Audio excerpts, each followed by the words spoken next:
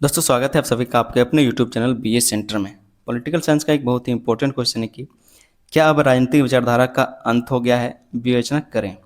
पहले के टाइम में बहुत सारे विचारधाराएं थी, जैसे चाहे वो मार्क्सवाद का विचारधारा हो, मार्क्स विचारधाराएं हो, ठीक है, या फिर किसी तो उदारवाद हो, या फिर समाजवाद हो, या फिर सामंतवाद हो। इस तरह से बहुत सारी विचारधाराएं थी। तो आज के टाइम में कहा जा रहा है क्या अब वो सारी विचारधाराएं समाप्त हो चुकी है? इसके बारे में आपको बताना है। जैसे पहले के टाइम में सामंतवाद चलता था। सामंतवाद आपको पता है कि एक ऐसा विचारधारा है जिनके पास बहुत ज़्यादा भूमि होती थी, ठीक है, जो सामंती लोग थे उन्हीं का वहाँ पर चलता था, देश में उन्हीं का बात सुना जाता था। वहाँ पर जो काम करने वाले मजदूर किसान थे उनके बातों को नहीं सुना जाता था। तो वो एक विचारधारा थी। कुछ जो विचारधारा जैसे कि फांसीवाद विचारधारा है, नाजीवाद विचारधारा है, कुछ ऐसे विचारधारा जैसे कि उदारवाद। उदारवाद में क्या होता है, जहाँ पर सरकार लोगों के जीवन में कम हस्तक्षेप करती है, ठीक है, और लोगों के मतलब कैसे जो निजी अधिकार होते हैं या फिर जो निजी निर्णय होते हैं उसमें कम हस्तक्षेप करती है सरकार या फिर राज्य। तो उसको बोलते हैं उदारवाद। इस तरह से और भी बहुत सारे विचारधाराएं हैं, जैसे समाजवाद। आज के टाइम में जो हमारा विचारधारा चल रहा है वो समाजवाद है, जहाँ पर सभी लोगों को बराबर माना जाता है, सभी को बराबर अधिकार दिए गए हैं, ठीक है। तो इस तरह से जो बहुत सारे विचारधाराएं हैं, तो कहा जा रहा है कि जो पहले की विचारधाराएं थी क्या अब उसका अंत हो चुका है? विवेचना करें। तो जो पहले के विचारधाराएं हैं वो अंत हो चुका है क्या? नहीं। पहले की जो भी विचारधाराएं थी वो उसका अंत नहीं हुआ, बल्कि उसका स्वरूप अब बदल गया है। पहले के टाइम में जैसे समय समय जिस तरह से बदलता है उस तरह से समाज बदलता है, और समाज को चलाने के लिए हर समय अलग अलग विचारधाराओं की आवश्यकता होती है। तो बस विचार जो है वो उसका स्वरूप बदल गया है। कंप्लीटली अगर हम लोग बोले तो जो विचारधाराएं पहले थी वो विचारधाराएं कंप्लीटली बदला नहीं है। तो इस चीज़ को यहाँ पर हम लोग समझेंगे। चैनल पर नहीं तो आप लोग चैनल को सब्सक्राइब जरूर कर लीजिएगा। वीडियो को अभी के अभी आप लोग लाइक कर दिए और चैनल को सब्सक्राइब कर लीजिए, और अपने दोस्तों में इसको शेयर भी जरूर कर दीजिएगा। साथ में एक इंपॉर्टेंट बात आपको बता दें कि आप लोग के लिए हम प्लेलिस्ट बना दें, जिसका लिंक आपको डिस्क्रिप्शन में मिल जाएगा, तो जाके चेक कर लीजिए और आराम से आप लोग तैयार करके चले जाइए। आप लोग व्हाट्सअप ग्रुप को भी जरूर जरूर ज्वाइन कर लीजिएगा, लिंक डिस्क्रिप्शन में जाके ज्वाइन हो जाइए। समझते हैं हम लोग इस क्वेश्चन के आंसर को। कहा जा रहा है कि राजनीतिक विचारधारा उन सिद्धांतों, मूल्यों और विचारों का समूह है जो यह बताता है कि राज्य, सरकार और समाज कैसे चलने चाहिए। पिछला जो हमारा क्वेश्चन था उसमें आपको बता चुके थे कि राजनीतिक विचारधारा क्या होती है, ठीक है। राजनीतिक विचारधारा किसको कहते हैं? तो राजनीतिक विचारधारा का मतलब क्या होता है? एक ऐसा विचार या फिर एक ऐसा सिद्धांत या फिर आदर्श जो हमें ये बताता है कि देश कैसा होना चाहिए, सरकार को कैसे काम करना चाहिए, लोगों को क्या क्या अधिकार मिलने चाहिए, लोगों के समाज को किस तरह से समानता होना चाहिए, लोगों को किस तरह से न्याय मिलना चाहिए। इन सब विचारों के बारे में जो बताता है उसी को राजनीतिक विचारधारा कहा जाता है। ये सारी चीज़ें हम आपको पहले वीडियो में बता चुके हैं, नहीं देखें तो लिंक डिस्क्रिप्शन में जाकर देख लीजिएगा, ठीक है। यहाँ पर क्या कहा जा रहा है कि राजनीतिक विचारधारा उन सिद्धांतों, मूल्यों और विचारों का समूह है जो यह बताता है कि राज्य, सरकार और समाज कैसे चलने चाहिए। पहले दुनिया में विभिन्न विचारधाराओं जैसे कि उदारवाद, समाजवाद, साम्यवाद और पूंजीवाद के बीच तीव्र संघर्ष था। इस तरह से बहुत सारे पहले के ज़माने में विचारधाराएं चलती थी और उसके बीच में बहुत ज़्यादा संघर्ष माना जाता है। लेकिन शीत युद्ध की समाप्ति, सोवियत संघ के विघटन और वैश्वीकरण के बाद कुछ विद्वानों ने कहा कि अब राजनीतिक विचारधाराओं का महत्व समाप्त हो गया है। लेकिन जब सोवियत संघ का विघटन हुआ, मतलब शीत युद्ध जब समाप्त हुआ, उसके बाद कुछ विद्वानों ने कहा कि अब राजनीतिक विचारधाराओं का महत्व समाप्त हो चुका है। इस विचार को राजनीतिक विचारधारा का अंत कहा जाता है। और ये जो विचारधारा था कि अब राजनीतिक विचारधारा का अंत हो चुका है, इसी विचारधारा को राजनीतिक विचारधारा का अंत कहा जाता है। परंतु अनेक विद्वान इससे सहमत नहीं हैं, इसलिए इस विषय को दोनों पक्षों में समझना आवश्यक है। तो इस चीज़ को हम लोग दोनों पक्षों में समझेंगे। कुछ जो विद्वान है इसको मानते हैं कि अब जो है राजनीतिक विचारधारा का अंत हो चुका है। कुछ विद्वान ऐसे हैं जो ये मानते हैं कि अभी राजनीतिक विचारधारा का अंत नहीं हुआ, बल्कि उसका स्वरूप बदल गया है, ठीक है। यहाँ पर जो चीज़ लिखा हुआ है उस चीज़ को हम आपको थोड़ा सा समझा देते हैं। यहाँ पर कहा गया कि दुनिया में विभिन्न विचारधाराओं जैसे कि उदारवाद, समाजवाद, साम्यवाद और पूंजीवाद के बीच तीव्र संघर्ष था। जब हम आपको यूरोप का इतिहास पढ़ा रहे थे, आप लोग तो नहीं पढ़े क्योंकि आपका मेजर पेपर पॉलिटिकल साइंस है, तो वहाँ पर हम आपको बताए थे, यूरोप के इतिहास में आपको बताया था कि उस टाइम में अलग अलग देशों में अलग अलग विचारधाराएं चल रही। कहीं पर फांसीवाद चल रहा है, कहीं पर नाजीवाद चल रहा है, कहीं पर सामंतवाद चल रहा है, कहीं पर उदारवाद चल रहा है, तो कहीं पर साम्यवाद चल रहा है। जैसे रसिया में क्या है, रूस या फिर कैसे जो यूएसएसआर है, जो सोवियत संघ, वहाँ पर साम्यवाद विचारधारा चल रही थी। बाकी जो यूरोप है जैसे कि फ्रांस हो गया, इटली हो गया, जर्मनी हो गया, इन सब देशों में क्या है, तो इन सब देशों में वहाँ पर सामंतवाद विचारधारा चल रही थी। तो इन सब दोनों के बीच में बहुत ज़्यादा टकरार था, बहुत ज़्यादा क्या है, तो कह सकते हैं कि टकरार था, ठीक है, संघर्ष चल रहा था कि कहीं हमारे ऊपर ये हावी ना हो जाए, कहीं ये हमारे ऊपर हावी ना हो जाए। इस तरह से बहुत सारे संघर्ष चल रहे थे। लेकिन जब यूएसएसआर जो सोवियत संघ उसका विघटन हुआ, ठीक है, 1991 में, 1991 में इसका विघटन होता है। तो जब इसका विघटन होता है उसके बाद बहुत सारे जो विद्वान थे उनको ऐसा लगने लगा कि जो साम्यवाद है, वो जो विचारधारा है वो खत्म हो चुका है, ठीक है। तो इसी को ये जो विद्वानों ने कहा कि जैसे यूएसएसआर का विघटन हुआ और लोगों ने कहा कि अब ये जो संघर्ष था विचारधाराओं का वो खत्म हो चुका है। तो ये जो सोच था इसी को राजनीतिक विचारधारा का अंत कहा जाता है। आगे हम लोग यहाँ पर देखते हैं कि राजनीतिक विचारधारा के अंत के पक्ष में तर्क। कुछ ऐसे विद्वान जो मानते हैं कि राजनीतिक विचारधारा का अंत हो चुका है, उसके पक्ष में क्या तर्क दिए गए हैं। पहला आपका शीत युद्ध की समाप्ति। शीत युद्ध की समाप्ति को राजनीतिक विचारधारा का अंत माना जाने लगा था।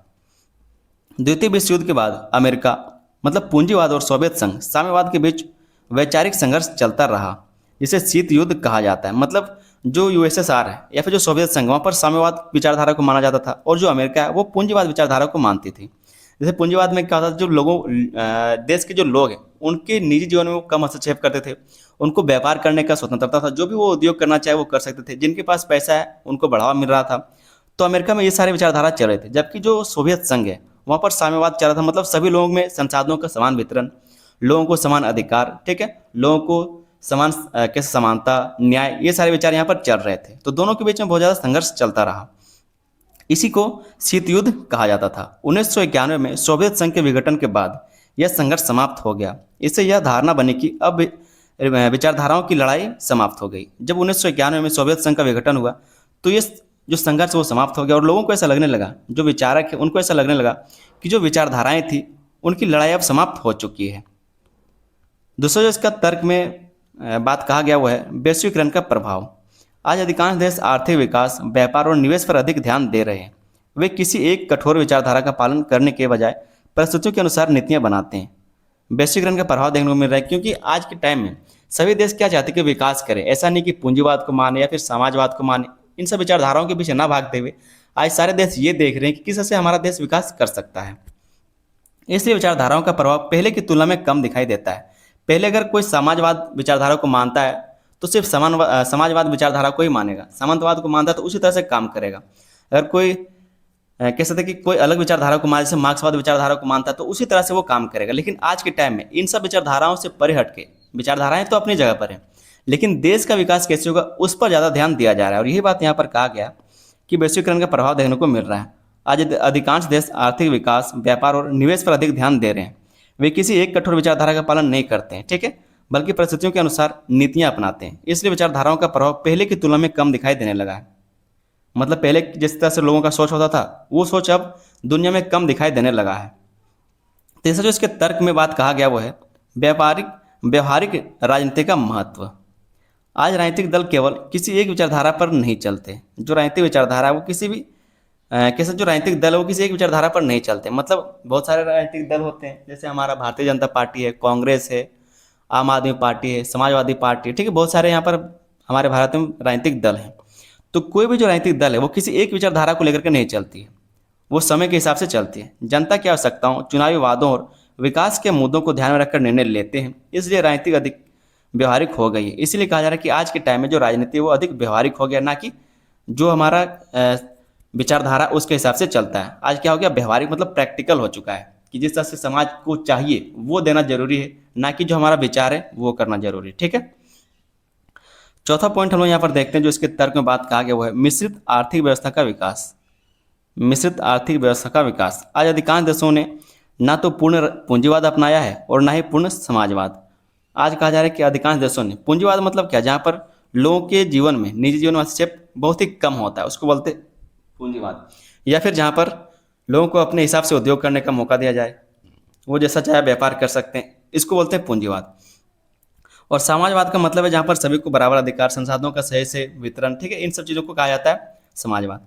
तो अधिकांश देशों ने क्या किया, ना ही पूरी तरीके से पूंजीवाद को अपनाया है और ना ही पूरी तरीके से समाजवाद को अपनाया, बैलेंस बना के चल रहे हैं। वे दोनों व्यवस्थाओं की अच्छी बातों को अपनाकर मिश्रित आर्थिक व्यवस्था चला रहे हैं। इसे कठोर विचारधाराओं का महत्व कम हुआ है। तो आज के टाइम में क्या है, मिश्रित आर्थिक व्यवस्था का विकास किया जा रहा है। अगला जो इसके तर्क में विचारधारा है वो है विचारधाराओं के बीच अंतर कम होना। विचारधाराओं के बीच में अंतर कम होना। पहले के टाइम में जो विचारधाराएं थी उनके बीच में बहुत ज़्यादा अंतर होता था। लोग डरते थे कि कहीं पर हमारे देश में साम्यवाद ना आ जाए, समाजवाद ना आ जाए, और जो समाजवाद को मानने वाले लोग थे वो ये सोच के डरते थे कि हमारे यहाँ पर सामंतवाद ना आ जाए, ठीक है। लेकिन आज के टाइम में विचारधाराओं के बीच जो अंतर है वो बहुत ही कम हो चुका है। आज कई राजनीतिक दलों की नीतियाँ एक दूसरे से काफ़ी मिलती जुलती हैं। सभी विकास, रोजगार, शिक्षा और स्वास्थ्य जैसे मुद्दों पर ध्यान देते हैं। इसलिए विचारधाराओं का स्पष्ट अंतर पहले की तरह दिखाई नहीं देता है। पहले जो रईस लोग थे सिर्फ वही रईस होते थे, वही पैसा कमाते थे, वही राज्य करते थे, शासन करते थे। और जो गरीब था वो और गरीब हो रहा था, वो दुख झेलता था। लेकिन आज के टाइम में ऐसा नहीं है। आज के टाइम में सारे लोगों को बराबर माना जाता है, सभी को टैक्स देना है, सभी को अधिकार दिया गया है। तो ये बात कहा जा रही है कि इसलिए विचारधाराओं का स्पष्ट अंतर पहले की तरह अब दिखाई नहीं देता है। तो यहाँ पर हमने कुछ जो राजनीतिक विचारधारा उसके कह सकते हैं अंत के विरोध में हम लोग तर्क देखेंगे। राजनीतिक विचारधारा के अंत के विरोध में तर्क। कुछ ऐसे विद्वान थे जिन्होंने मान रहा था कि राजनीतिक विचारधारा का अंत हो गया है, उसके मतलब तर्क में हम लोग विचारधारा को देख लिए। ठीक है, अब यहाँ पर देखें कि अंत हुआ है, मतलब अंत नहीं हुआ। ठीक है, उसके विरोध में जो ये इसका विरोध करता है कि राजनीतिक विचारधारा का अंत नहीं हुआ है, उसके विरोध में क्या तर्क दिए गए, उस चीज़ को यहाँ पर देखेंगे। पहले हमने क्या समझा कि राजनीतिक विचारधारा का अंत हो चुका है, उसके तर्क में बहुत सारे बात कहे गए। यहाँ पर हम लोग अब देखेंगे कि राजनीतिक विचारधारा का अंत नहीं हुआ है, इसके विरोध में बहुत सारे तर्क दिए गए। तो जो पहला तर्क दिया गया वो है विचारधाराएं आज भी राजनीति का आधार है।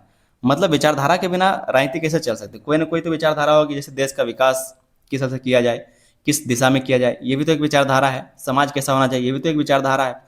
तो जो देश का जो विचारधाराएं हैं वो खत्म नहीं हुआ, बल्कि राजनीति का आज भी वो आधार बना हुआ है। तो आज भी दुनिया के अधिकांश राजनीतिक दल किसी न किसी विचारधारा से प्रेरित होकर अपनी नीतियां बनाते हैं। इसलिए यह कहना गलत होगा कि विचारधाराएं समाप्त हो गई। तो राजनीतिक विचारधारा समाप्त नहीं हुई, और यही चीज़ आपको आपके एग्जाम में लिखना है। दूसरा जो यहाँ पर हम लोग इसके तर्क में बात को देखेंगे वो है नई विचारधाराओं का उदय होना। आज के टाइम में नए नए विचारधाराओं का उदय हो रहा है। समय के साथ पर्यावरणवाद, नारीवाद, मानवाधिकार, सामाजिक न्याय और डिजिटल अधिकार जैसी नई विचारधाराएं सामने आ रही हैं। इससे स्पष्ट है कि विचारधाराएं समाप्त नहीं हुई, बल्कि उनका स्वरूप बदल गया है। कुछ जो विद्वान है वो ऐसे मानते हैं कि जो राजनीतिक विचारधारा है वो बदला नहीं, बल्कि उसका स्वरूप बदल गया है।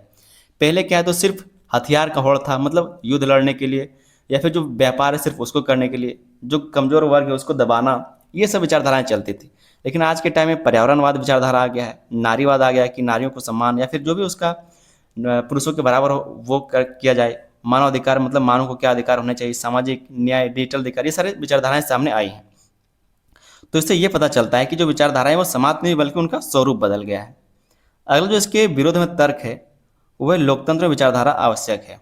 लोकतंत्र विचारधारा आवश्यक है मतलब आज के टाइम में क्या है, हमारा देश एक लोकतांत्रिक देश है, तो यहाँ पर जो विचारधारा वो आवश्यक है। लोकतंत्र में मतदाता विभिन्न राजनीतिक दलों की विचारधाराओं और नीतियों के आधार पर अपना प्रतिनिधित्व चुनते हैं। यदि विचारधारा ही नहीं होगी तो दलों के बीच अंतर करना कठिन हो जाएगा। मतलब विचारधारा का मतलब क्या है कि जो राजनीतिक दल वो किस तरह से सोचती है, किस तरह से वो काम करने का वादा कर रही है, किस तरह से वो काम कर चुकी है।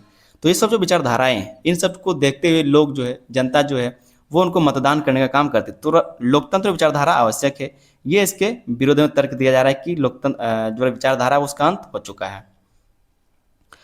विचारधारा का अंत हो चुका है, उसके विरोध में जो अगला तर्क है वो है सामाजिक समस्याओं के समाधान में भूमिका। जो भी सामाजिक समस्याएं हैं उसके समाधान में ये भूमिका निभाता जो राजनीतिक विचारधारा है। गरीबी, बेरोजगारी, असमानता, पर्यावरण संकट और मानवाधिकार जैसे मुद्दों पर आज भी अलग अलग विचारधाराएं अलग अलग समाधान प्रस्तुत करती हैं। इसलिए विचारधाराओं का महत्व आज भी बना हुआ है। मतलब कोई भी जब समस्या होती है समाज में तो उसके समाधान के लिए अलग अलग विचारधारा को मानने वाले लोग अलग अलग विचारों के साथ इसके समाधान के लिए अपने तर्क प्रस्तुत करते हैं। तो इसलिए कहा जा सकता है कि जो विचारधारा है वो खत्म नहीं हुआ, उसका महत्व आज भी बना हुआ है। अगला जो तर्क दिया जा रहा है इनके लिए वो है राष्ट्रों की नीतियों पर आज भी प्रभाव। राष्ट्र की नीतियों पर आज भी इसका प्रभाव देखने को मिलता है जो विचारधाराएं हैं। दुनिया के कई देशों की विदेश नीति, आर्थिक नीति और सामाजिक नीति आज भी किसी न किसी विचारधारा से प्रभावित होती है।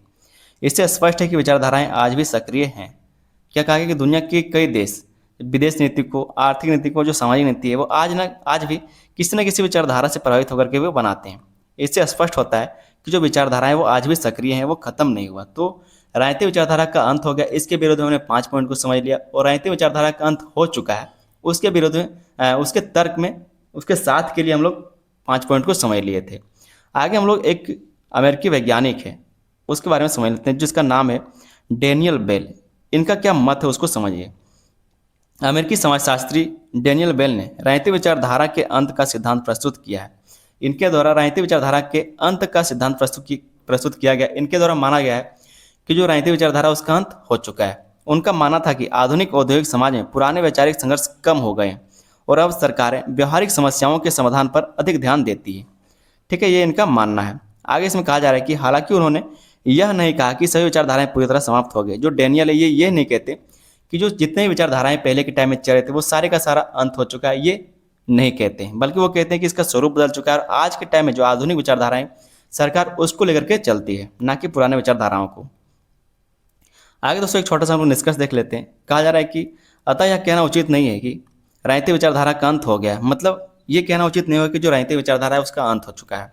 वास्तव में समय, परिस्थितियों और वैश्वीकरण के कारण विचारधाराओं का स्वरूप बदल गया है। मतलब इसका जो तरीका है विचारधारा को मानने का, बताने का, उसका बस स्वरूप बदल गया है। आज भी राजनीतिक दल, सरकारें और समाज विभिन्न विचारधाराओं से प्रेरणा लेकर नीतियां बनाते हैं। इसलिए यह कहा जा सकता है कि राजनीतिक विचारधाराओं का अंत नहीं हुआ, बल्कि वे नए रूप में आज भी राजनीतिक और समाज को दिशा दे रही है। तो इस तरह से हम लोग दोनों पक्षों को देखेंगे। एक तो हमने ये देख लिया कि राजनीतिक विचारधारा का अंत हो चुका है, इसके तर्क में बहुत सारे बात कही गई। एक जो हमारा विचारधारा है कि विचारधारा का अंत नहीं हुआ है, ठीक है, उसके विरोध में बहुत सारे तर्क दिए गए कि विचारधारा का अंत नहीं हुआ है। तो दोनों चीज़ों को हम लोग यहाँ पर समझ लिए। उम्मीद करते हैं क्वेश्चन का आंसर आपको अच्छे से समझ में आया। ये क्वेश्चन पूछा भी जा चुका है। तो चैनल पर नए तो आप लोग चैनल को सब्सक्राइब जरूर कर लीजिएगा, वीडियो को अभी कभी लाइक कर दीजिए और चैनल को भी आप लोग सब्सक्राइब जरूर कर लीजिए। पहले आप लोग चैनल को सब्सक्राइब करें, फिर वीडियो को लाइक और अपने दोस्तों में इसको शेयर भी जरूर कर दीजिएगा। आप लोग के लिए हम प्लेलिस्ट बना दें, इसका लिंक डिस्क्रिप्शन में जाके देख लीजिए। और व्हाट्सअप ग्रुप को भी आप लोग जरूर से ज्वाइन कर लीजिएगा, उसका लिंक भी डिस्क्रिप्शन में पड़ा हुआ है, जाके ज्वाइन कर जाइए और प्लेलिस्ट से आप लोग तैयारी शुरू कीजिए। साथ में ये वीडियो आपको कैसा लगा आप लोग कमेंट करके बताइएगा। मिलेंगे हम लोग किसी अगले वीडियो में, तब तक के लिए धन्यवाद। जय हिंद।